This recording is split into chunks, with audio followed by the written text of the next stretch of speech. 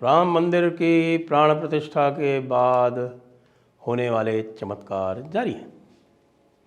जी हाँ, अब जो लेटेस्ट चमत्कार हो रहे हैं वो ये हो रहे हैं कि जो हमारे पंचमक्कार लोग हैं उन पंचमक्कारों में, वैसे तो एक छठा मक्कार वर्ग भी जुड़ा हुआ है उसमें, लेकिन पंचमक्कारों के कलई खुलती जा रही है। वो बेचारे पूरी तरह से, जिसको हम कहें कि रो रो के अपनी सारी चूड़ियाँ उड़ियाँ फोड़ दे रहे हैं, और ऐसे ऐसे कारनामे उनके साथ हो रहे हैं कि आप सुन के हैरत में पड़ जाएंगे। आपको लेटेस्ट सुनाता हूँ। आप जानते हैं उस मणिशंकर अय्यर, नीच मणिशंकर अय्यर? हाँ भाई, जिसने कहा था कि भाई मोदी की औकात केवल हमारे यहाँ चाय बेचने की है, याद है वो? और जिसने मोदी को नीच कहा था, स्वयं नीच है। तो एक आपको बताएं कि जंगपुरा नाम की एक कॉलोनी है दिल्ली में, नई दिल्ली क्षेत्र में, और ये कॉलोनी जो थी पाकिस्तान से आए हुए शरणार्थियों के लिए बनी थी। तो ये जो नीच हमारा मणिशंकर अय्यर है, उस मणिशंकर अय्यर ने वहाँ पर अपना मकान बनाया। कैसे? अपने आप को लाहौर में पैदा हुआ बता के वहाँ से शरणार्थी बन गया, क्योंकि वो पैदा लाहौर में हुआ था, और ये करके उसने वहाँ पर अपना मकान ले लिया। अब उसकी बेटी जो है सुरण्या अय्यर, वो वहाँ पे नाटक करती है राम मंदिर के समय पर। क्या नाटक करती है? वो ये नाटक करती है कि ये राम मंदिर जो है, ये जो बन रहा है, ये बहुत गलत बन रहा है, ये विवादास्पद भूमि पर बन रहा है, और मैं इसके लिए राम मंदिर के विरोध में, राम मंदिर में रामलला की मूर्ति की प्राण प्रतिष्ठा के विरोध में 3 दिन का फास्ट रखूँगी। अब इनके फास्ट कैसे होते हैं मैं पता नहीं। अब भाई अलग अलग संप्रदायों में, अलग अलग कुलों में जो मर्यादा होती है उपवास की वो अलग अलग होती है, लेकिन इन लोगों का फास्ट कैसा होता होगा? शायद इन्होंने बीफ खाकर अपना फास्ट मुकम्मल किया होगा, जो भी हो। तो भाई आप ये देखिए कि वहाँ की जो रेजिडेंट वेलफेयर एसोसिएशन है उसने इन देवी जी को दे दिया नोटिस कि देवी जी, आपने हमारी पूरी कम्युनिटी का अपमान किया है, आप अपना बोरिया बस्तर बांधो और इस रेजिडेंट वेलफेयर एसोसिएशन की सीमा से बाहर जाओ। सुना है आपने पहले कभी ऐसा होते हुए? जी, ऐसा भी हो रहा है राम जी की कृपा से, और राम जी की कृपा से और भी बहुत काम हो रहे हैं। राम जी की कृपा से बहुत लोग जिनको अभी तक माना जा रहा था कि वो राइट विंगर्स हैं, वो अपने आप को एक्सपोज किए ले रहे हैं। और राम जी की कृपा से अलका लांबा जैसी देवियां जो हैं वो भी अपना मुंह खोल के अपनी ऐसी तैसी करा रही हैं। सही बात तो ये है कि लोगों को परंपराओं का ज्ञान नहीं है, नहीं तो अलका लांबा ये सपने में भी नहीं कहती कि भाई राम मंदिर में दलितों को प्रवेश नहीं दिया जा रहा है। अभी वैसे आपने देखा होगा, सब लोग जो है, सब कुछ लाइव चल रहा है, इतने दिनों तक सब कुछ लाइव चलता रहा। आपने किसी को लाइन में किसी की जाति पूछते देखा था क्या, जब वो लाइनें लग रही थी? और इन मूर्खों को ये भी नहीं पता है कि भैया ये रामानंदी बैरागियों का मंदिर है, क्योंकि यहाँ रामानंदी बैरागियों की परंपराएं मानी जाती हैं, उन परंपराओं का अनुसरण होता है। बैरागियों के किसी भी मंदिर में जात पात पूछने का कोई प्रश्न ही नहीं पैदा होता। क्यों? और वैसे ही होता है कि देश में लगभग 70% लोग जो हैं वो किसी न किसी अर्थ में रामानंदियों की परंपराएं ही अनुसरित करते हैं। और भी हैं, अद्वैत भी हैं, बाकी जो हैं हमारे जो मॉडर्न अद्वैत वाले हैं, हमारे बहुत सारे जो हैं आप कृष्ण भक्ति वाले हैं, सब हैं। लेकिन ये जो बैरागियों का, रामानंदियों का मामला है, ये बिल्कुल अलग है। ये लड़ाके भी बहुत होते हैं, इसीलिए अयोध्या में किसी भी दिन, एक भी दिन बैरागियों ने लड़ना नहीं छोड़ा। रामानंदाचार्य जी का जो ब्रह्म वाक्य जिसको बोला जाता है वो ये है कि जात पात पूछे नहीं कोई, हरि को भजे सो हरि का होई। ये विशिष्ट अद्वैत परंपरा के संत हैं। इनका बहुत बड़ा संप्रदाय है। 3 बड़े अखाड़े हैं। कौन से? एक निर्मोही अखाड़ा है, एक निर्वाणी अखाड़ा है, एक दिगंबरी अखाड़ा है।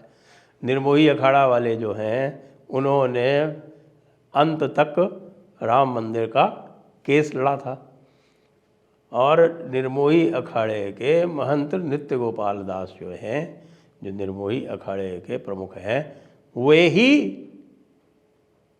राम जन्मभूमि तीर्थ क्षेत्र के भी प्रमुख हैं।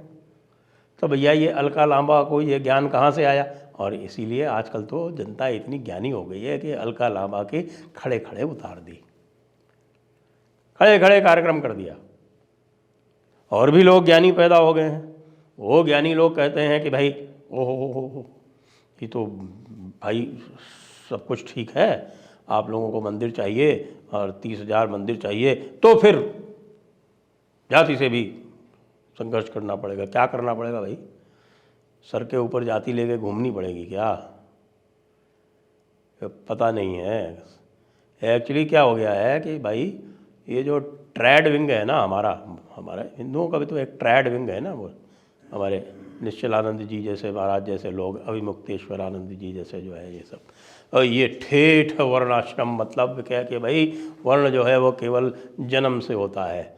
आपको ये बता दूं कि इनकी जो फॉलोइंग है अद्वैतियों में भी, ये अद्वैतवाद के जो भी है ना, उसमें भी इनकी फॉलोइंग जो है वो कुछ हजारों में ही रह गई है।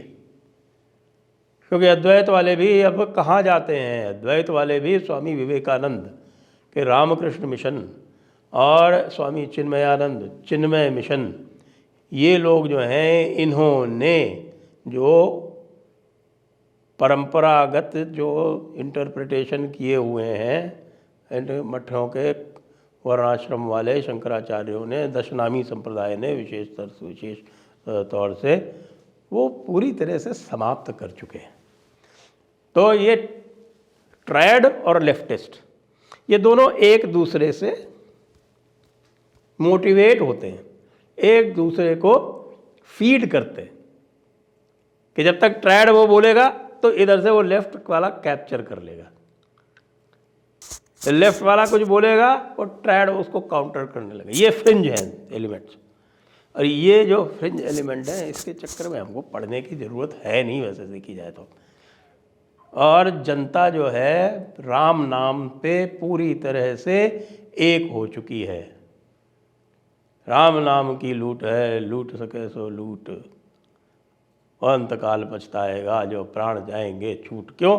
क्योंकि विशिष्ट अद्वैत मत की एक बहुत बड़ी एक हम कहें कि महत्ता है। उसमें अगुण सगुण निर्गुण सब, इसमें कोई भेद ही नहीं जाता है, भेद ही नहीं देखते वो। तो तुलसीदास जी कह गए हैं ना कि जो गुण रहित सगुन कोई सोई कैसे, जो गुण रहित सगुन सोई कैसे, यही कहते हैं ना भाई कि जो निर्गुण है वो सगुन कैसे हो सकता है। जो गुण रहित सगुन सोई कैसे, जल हिम उपल बिलग नहीं जैसे। जल मतलब जल जानते हैं आप, हिम मतलब बर्फ, और उपल मतलब ओला। अब इन तीनों में कोई अंतर है क्या? इन तीनों में एक सॉलिड दिखता है, ठोस है, एक द्रव है, और इसमें वैसे वाष्प और आप लगा सकते हैं, इनमें कोई अंतर है नहीं, लेकिन दिखाई अलग अलग पड़ते हैं। इसी तरह से निर्गुण और सगुण में भी कोई अंतर नहीं है। ये तो गोस्वामी तुलसीदास जी का स्वयं का कहा हुआ है। बाकी तो बहुत सारी उपमाएं हैं भाई कि जल तो एक ही होता है, बर्तन अलग अलग होते हैं। ये कैसे समझ में आएगा इन मूर्खों के? नहीं समझ में आ सकता। इसलिए अब यह समय आ गया है कि हम सोचें कि जैसे रामानुजाचार्य थे, जरा रामानुजाचार्य जी की परंपरा को देख लें कि रामानुजाचार्य जो थे उनका पूरा जीवन जो है वो इस प्रकार का था कि उन्होंने कभी जाति भ्रम, जाति धर्म का भेद जो है वो उनके मनस में ही नहीं आया। ये काम हुआ है राम मंदिर से राम के नाम पर जिस प्रकार से राम आगे बढ़ के सारे वनवासियों को, जनजातियों को, वानर एक जनजाति होती थी उस समय, ऋक्ष एक जनजाति होती थी। जनजाति इस प्रकार से होती थी कि वो वानर जैसे कपड़े पहनते थे, उस प्रकार की वेशभूषा धारण करते थे, इसलिए उनको वानर कहा जाता था। आज भी वो वानर जनजाति जो है वो उपलब्ध है, आप किसी भी ट्राइबल एक्सपर्ट से पूछ सकते हैं।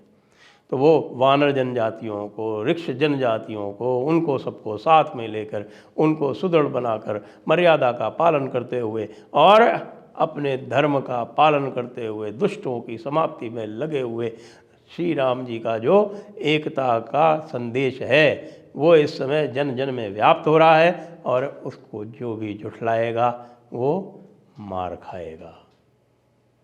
मार मतलब शाब्दिक रूप से भाई, कोई हम लाठी डंडे की बात नहीं कर रहे हैं, और वो मार खाएगा और वो मार खा रहे हैं। जय हिंद, जय भारत, वंदे मातरम, जय श्री राम।